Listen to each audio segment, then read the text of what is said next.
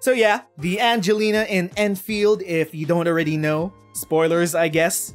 She's a clone of our current Angelina. Endfield takes place 500 years in the future, past current Arknights. So my thing is, I'm okay if it's only Angelina as the clone. I'm okay if they bring similar characters or descendants, like Chen 2. I'm okay if they bring another version of Kelsey. I'm assuming the new Kelsey lookalike is actually Monster. That's kind of spoilers if you don't have Kelsey's new Remnant skin. I'm okay with all of those. I am not okay with them using the premise of cloning to just bring back fan-favorite characters and shoehorn them into Endfield. That's what I'm not okay with. Because what I care about the most is really the story. I'm a story Andy. I'm a world-building Andy. And cloning is a can of worms that I wish they did not open, but they have, so there's that now. People in Kyo's chats are now asking, imagine bringing back the Abyssal Hunters, imagine cloning Frost Nova, imagine cloning Ace. Oh, Jesus Christ. I don't need them to bring back dead characters. It just diminishes the impact of their deaths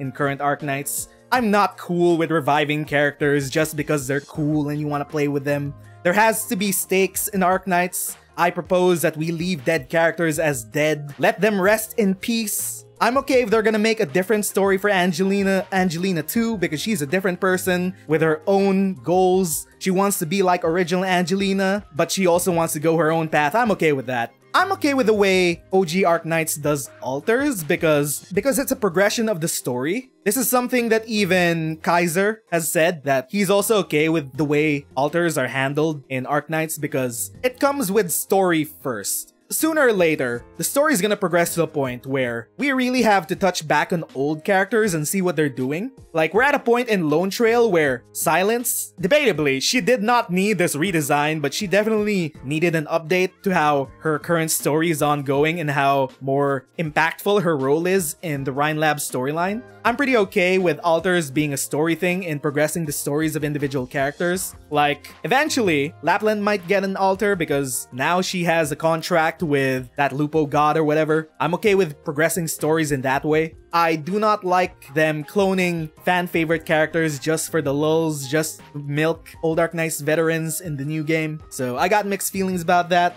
Angelina, I'm allowing her for now because she's technically a new person. She's not the same Angelina. There's leeway to make very creative stories with her. She's trying to match up to her senpai that lived 500 years ago. But current Angelina barely has any story to her. We still don't know anything about that. My opinion about Angelina 2 might change over time, but I wish that they flesh out original Angelina a lot more to compensate. Because if we have Angie 2 in Endfield being like, oh, Angie 1 was such a good person, I want to be just like her. Well, we barely know anything about her in the original Arknights, so even that's a blind spot for us. At least flesh out original Angelina first before you start working on Angie 2. Come on, Hypergriff. Come on! Come on! Yeah, the Civilized Eterna is a huge MacGuffin that they might have to address sooner or later. We have this skin for Kelsey, and it looks like she has her own version of the Civilized Eterna. So who knows what happens to it? Maybe it could be shared later on. Maybe its powers of memory sharing and memory manipulation get expanded later on. Because it also ties back into Angelina again. Angelina 2 has the old memories of the old version.